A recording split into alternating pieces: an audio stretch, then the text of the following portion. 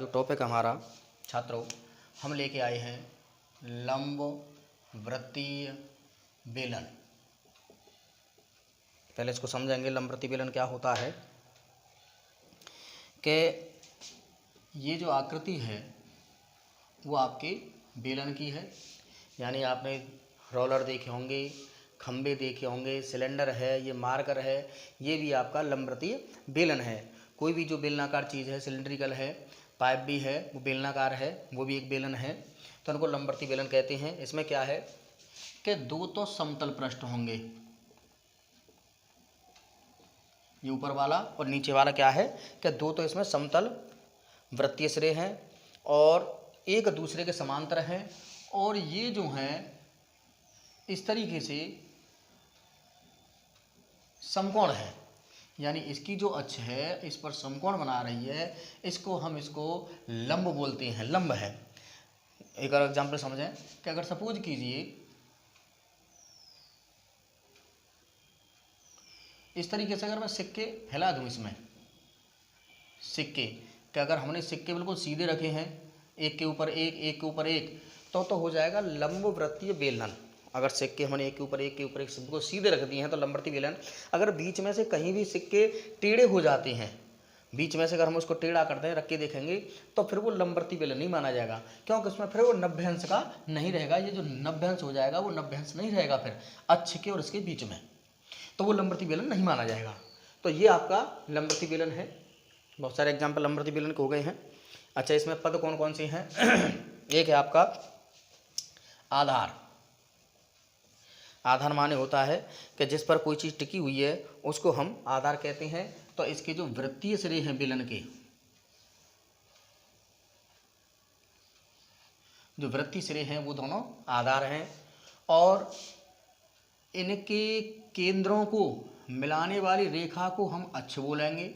ये अक्ष हैं, ये आधार हैं, और ये जो वृत्ताकार है, इस तरीके की वृत्ताकार की जो त्रिज्या है उसको ही हम आधार की त्रिज्या कहेंगे, और इस बेलन की जो पूरी ऊंचाई है उसको हम ऊंचाई कहेंगे। अब इसमें आइए आपकी लंब वृत्तीय बेलन का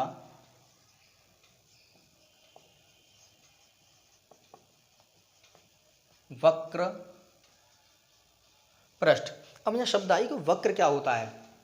देखिए, ये जो है बेलन है तो ये समतल नहीं है। अब ये तो समतल है तो इसको हम बोलेंगे समतल पृष्ठ। जैसे ये है, ये समतल है, और वक्र माने इसमें कर्व बन रही है, वक्राकार है, तो इसलिए हम इसका वक्र पृष्ठ बोलते हैं। यानी दोनों आधारों को मिलाने वाले पृष्ठ को हम क्या बोलेंगे? वक्र पृष्ठ बोलते हैं। तो हमें इसका क्षेत्रफल ज्ञात करना है, वक्र क्षेत्रफल। इसके लिए थोड़ा समझने का प्रयास करेंगे। अगर ये हमारे पास आयताकार कागज है, ये लंबाई है और ये चौड़ाई है, अगर मैं इसको इस तरीके से मोड़ देता हूँ, इस तरीके से, तो ये क्या बन गया? अब ये बन गया लंब वृत्तीय बेलन। ये लंब वृत्तीय बेलन है। तो ये जो आपकी लंबाई थी, ये वाली लंबाई, तो ये तो लंबाई बन गई इसकी परिधि, और ये जो चौड़ाई थी ये बन गई इसकी बेलन की ऊंचाई। तो हमारे पास इस तरीके का एक आयत था और हमने इसको इस तरीके से बेलन में कन्वर्ट कर दिया है। तो ये जो लंबाई थी और ये चौड़ाई थी, तो ये चौड़ाई तो हो गई ऊंचाई में कन्वर्ट, और जो लंबाई थी ये हो गई परिधि में। लंबाई काय में हो गई?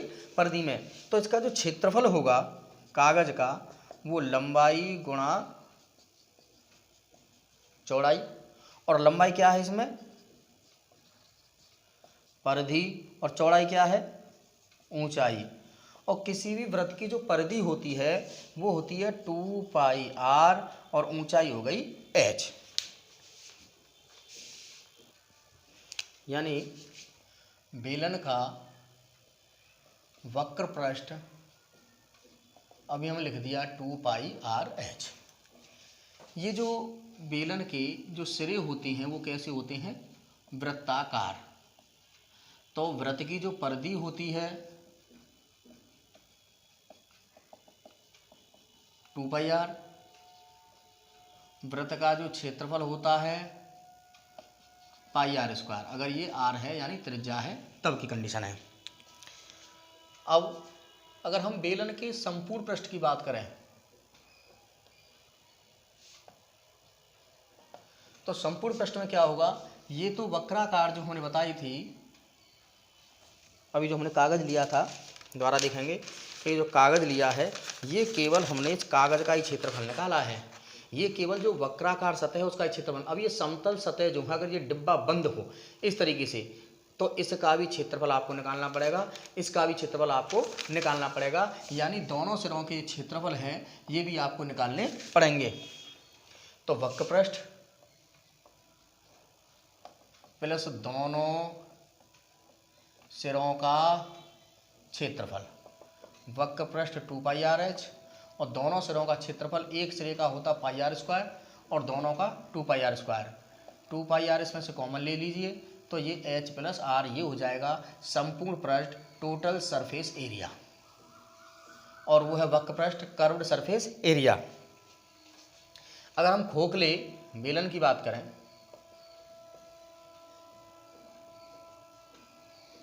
खोखले बेलन का वक्र पृष्ठ, खोखला बेलन इस तरीके से होगा,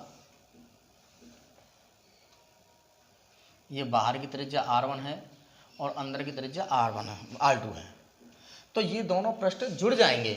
वक्र पृष्ठ का मतलब है कि हम कितने एरिया पर उस पर पेंट करा सकते हैं, कितने एरिया का क्षेत्रफल है, तो अंदर का भी वक्र पृष्ठ हो जाएगा और बाहर का भी वक्र पृष्ठ इसका हो जाएगा। यानी बाह्य पृष्ठ प्लस आंतरिक पृष्ठ, बाह्य पृष्ठ 2 पाई R1H और 2 पाई R2H, इस तरीके से वक्र पृष्ठ खोखले बेलन का निकल जाएगा। अब हम चलो सवाल की तरफ चलते हैं।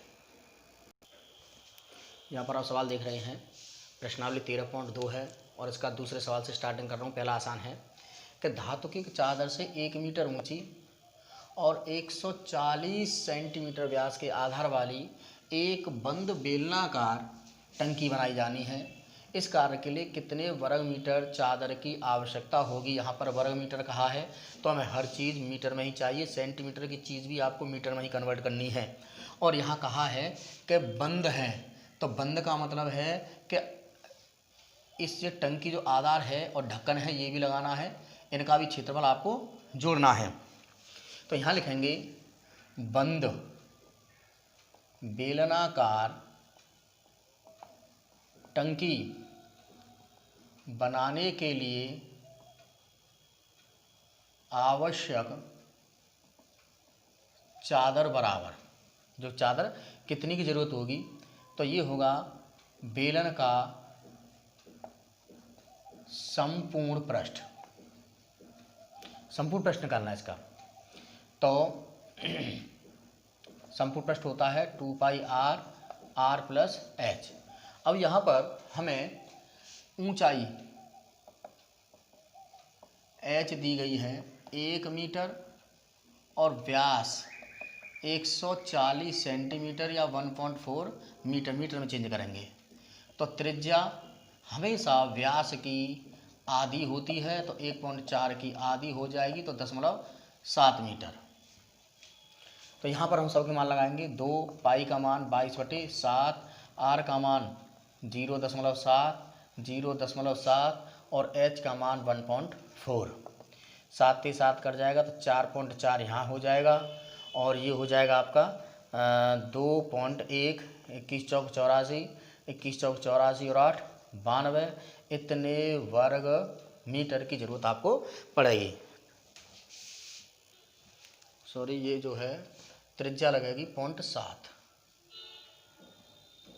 और ऊंचाई लगेगी इसकी 1, तो 1.7 आएगा यहाँ पे भैया।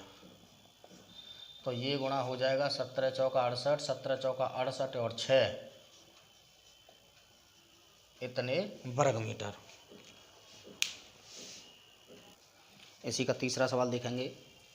धातु का एक पाइप 77 सेंटीमीटर लंबा है और इसके अनुप्रस्थ काट का आंतरिक व्यास दे रखा है, लंबाई दे रखी है, बाहरी व्यास दे रखा है। तब आपको ये 3 चीज़ें ज्ञात करवाई हैं। पहले समझ ली सवाल को। जब आंतरिक और बाह्य व्यास दे रखे हैं तो इसका मतलब है ये खोखला बेलन होगा।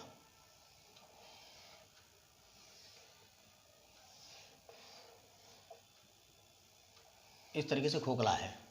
तो इसका जो बाह्य व्यास है, जब आपका व्यास दे रखा है बाह्य 4.4 सेंटीमीटर, तो त्रिज्या जो हो जाएगी वो 2.2 सेंटीमीटर आधी हो जाएगी। आंतरिक व्यास दिया गया है 4 सेंटीमीटर, तो त्रिज्या हो जाएगी 2 सेंटीमीटर। ये आपका है 2.2 और ये आंतरिक है 2, और इसकी लंबाई दे रखी है 77 सेंटीमीटर। तो जो उसने कहा है वही काम कर दीजिए। सबसे पहला, आंतरिक पृष्ठीय क्षेत्रफल 2πr2h 2 गुणा 22/7, और R2 माने आंतरिक त्रिज्या लगेगी केवल। जब आंतरिक निकाल ले तो आंतरिक त्रिज्या, बाह्य निकालेंगे तो बाह्य त्रिज्या का मान लगेगा 77। इससे ये 11 बार कट जाएगा। 22 चौक 88 इंटू 11, 11 8 88, 88 और ये इतने वर्ग सेंटीमीटर। अगला सवाल है आपका, बाह्य पृष्ठीय क्षेत्रफल। बाह्य त्रिज्या लगेगी इसमें 2 गुणा 22/7, R1 की जगह पे 2.2 और इसकी जगह पर 77। इससे ये 11 बार कट जाएगा। अच्छा, 22 ये हो जाएगा, और 11 दूनी 22, 22 चौक 88, 22 अट्ठे 176, 176 और 8 84, और 22 चौक 88, 88 और 18, 88 और 18 106। तो आंसर आ जाएगा इतने वर्ग सेंटीमीटर। अब इस समय में संपूर्ण पृष्ठीय क्षेत्रफल और ज्ञात करना है। जो तीसरा सवाल है, अब संपूर्ण पृष्ठीय क्षेत्रफल के लिए क्या करना है ये ध्यान दें जरा, कि आंतरिक पृष्ठ